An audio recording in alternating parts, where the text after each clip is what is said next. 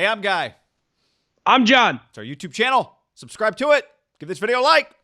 Podcast in the description. All right, John. Badass. Former guest of the podcast. A guy that apparently has just an endless supply of glasses. In fact, Zenny. I'm reading the story about him. Kyle Shanahan's comments on the 49ers website. There's a Zenny ad embedded. No accident. Yeah. Fractured foot, week 8. George Kittle. Feels a little Lake Up Warriors, KD, Iguodala, and everyone. Give him your partners. Just kind of vertically integrate. There's a lot of hands in that pot. There's no doubt. Yeah, it's like, maybe, we'll go 31 guaranteed, but we'll get you a consistent $1 million. It's kind of genius. It is. The Zenny ad might have been part of the contract extension. Although I will say real quick as an aside, there is one football ad that's been airing nonstop this year. I still can't figure out. Cam Chancellor and Tostitos. I don't understand. I think Cam might just be neighbors with like a Tostitos executive. Have you know that ad I'm talking about? He's like making nachos. That ad's been running all year, and I don't. Isn't it with another pretty famous player though? Not sure who it is. They don't put his name on the screen. Okay, yeah. That might have been a get right. Yeah, there's something more there, and I can't figure out what it is. Like, was he going to do the coin toss at the Fiesta Bowl this year? Like, there's something else there. I can't figure out what the activation was. I hadn't thought about that. And all right, Cam doing Tostitos. Earl Thomas disappeared. You just never know. George Kittle, John. Yeah. Do you want him back? I saw that George Kittle could potentially practice either this week, but definitely probably next week. Under no circumstances at this point. And let me repeat, 0 chance. And I get it. And we just talked about Debo and Kittle in the same light. Like, I love having that mentality. It's just coaches always harp on, and I think this is true in life, that you would much rather have humans in your building, in your job, that you surround yourself with. You have to tell to calm down than ones you have to kick in the ass, right, to get going. I had a defensive coordinator say it this way to me just doing a college game this year. I'd rather have guys that you got to say, whoa, than you got to say, sick them. Well, yeah, I like that. Yeah, and Kyle's done a really good job of getting the whoa guys. Like, hey, pump the brakes a little bit. And that's what you want. Like, you want, hey, Brady, Gronk, Edelman, like, you go home, guys. Like, we don't need to get this extra lift. Mm-hmm. But ultimately, you win with guys with that mindset. The 49ers are not going to make the playoffs this year. It's over. I cannot risk I think if you just say best players in the Niners, it's just Bosa and Kittle. So it's like those two guys are two of the best players in the NFL when they're on the field. Just non-quarterback. They're elite. Both of them are like, when healthy, could be top 10 players on the fucking top 100 list. I can't have him tear his knee or something in the last 3 weeks. It cannot happen. Like I get it. Like he's going to be going, you just paid me. I'm a football player. I'm in Arizona. They kicked us out of Santa Clara. I'm here. I'm watching the games in the stands with Jimmy eating popcorn. This sucks, and I get it. And it's one of those hard conversations that part of being a coach you just have to have. And this is where I think Kyle, being a 6-year guy, being they just paid him, Lynch, the big picture understanding, I hope that they have that conversation. Because I do think they could easily, listen, it's football, you can get hurt. Like, he's one of our best players. He wants to play. But think about it. In a couple weeks, it's Arizona. That Arizona game, week 1, again, football's random. Like, George just bad throw by Jimmy, goes up, Buda Baker, normal tackle. Even remember, George was like, listen, he did nothing wrong because he didn't. Honestly, it almost felt like a season. It was like, did he just tear his ACL? Remember, that's what everyone it was. I just can't risk it, guy. I can't do it. And I think it makes it. And the Arizona and Buda Baker and the Rams defense. Or who they play a week? Is it the Rams? No, they play Seattle. Who you talking about? Who the Niners finished with? The Niners finished Arizona, Seattle, right? Correct. I think it makes it. It's a great point. It makes it a lot easier to do this when you've paid them. It's a lot harder to do this when you haven't paid him. The guy's like, no, hold on. I'm also in the business of me, and that's not. George does not play that way. And you said it with Debo. The Niners don't have guys that act that way. I wouldn't even expect. Where you threatened to yank the Zenny ad.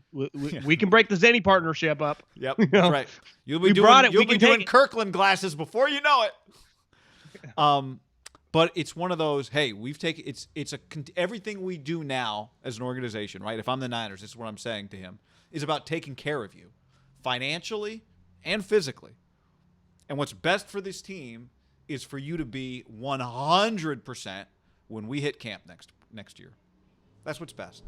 And what we gain by you playing this year, I'd even say, guy, just going into January, February, yeah, exactly. just so you can have that's enormous offseason. Yep.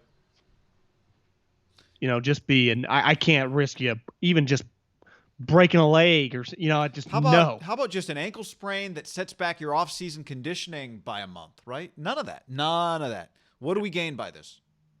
Here's the other thing: we don't gain anything by winning, George. We'll try to win. We might be good enough to win, but yeah, do you like playing with Nick Bosa? Remember how we got Nick Bosa? Yeah. Do you want more Dante Pettis? Because we want some good guys. Yeah, you're right. I think the conversation, because it would be tough. I just don't think fundamentally George would be cool with it, and he shouldn't. And that to me fires me up, right? If I'm Kyle Shanahan or John Lynch, that fires every coach up. Like they all talk to a man on any level. Like, I'm glad this guy wanted to do that, right? But and it's not the way Kyle or John probably think either, right? Kyle tries to win every game. Honestly, it's not. It's counterintuitive to just what the sport stands for. You only get so many bites at the apple. Herm Edwards has talked about this forever. Like it's the one sport where you do all this work. Like in baseball, all you get to do is play. Even in basketball, it's like they really practice. Like reading about the Clippers, they never practice. LeBron does his own shit. Like you just play. In football, even as an NFL player, which by far is the most games, I bet they really don't feel like they get play that much, right? Because the offseason's so long. You do the OTAs. Like, I do all this shit. I just want to play. And he's got a lot of this year taken away from him just as a competitor. I guess my point is I could see it being a contentious conversation. But it's like you guys are the boss. He's there with the team this whole time? Yeah.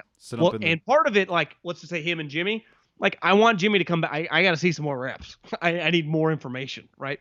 Kittle, you and Jimmy aren't in the same freeway right now, right? That's right. Like, because part of my deal is I have no problem bringing Jimmy Garoppolo. Let him play the last couple of weeks.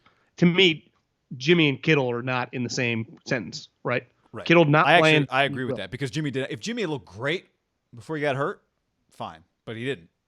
Yeah. Do you agree with that? Like I would bring. Yeah, Jimmy I do. But I agree with that. It's risky. It's risky with Jimmy too. Like he could get hurt. You could argue don't bring him back. I could hear that, but I have no problem if they do. The problem is Jimmy does make them better. If we're talking about draft position. Yeah. But Kyle just might be. I understand if he's like I can't. You tell me Jimmy's available and you want me to do another game with CJ or Mullins. Like I'm not doing that. Here's the thing with Jimmy, and it's probably week 17. It's you'd have to like. There's so many different scenarios.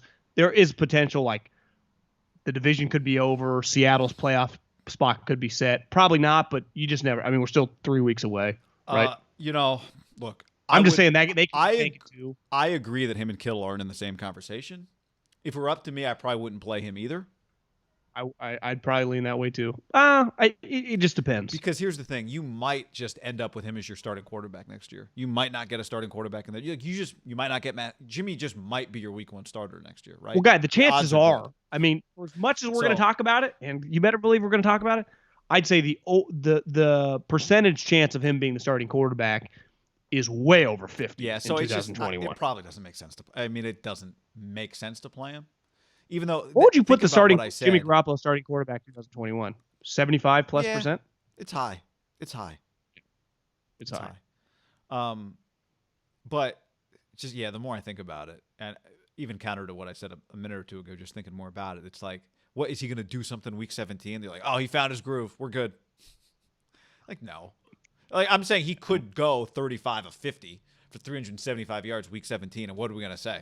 He solved all the problems. Don't draft a quarterback. No, it doesn't really change anything. No. So, I think a lot of people would be like, "Oh, Seattle's defense terrible. What does that even mean?" They might be right.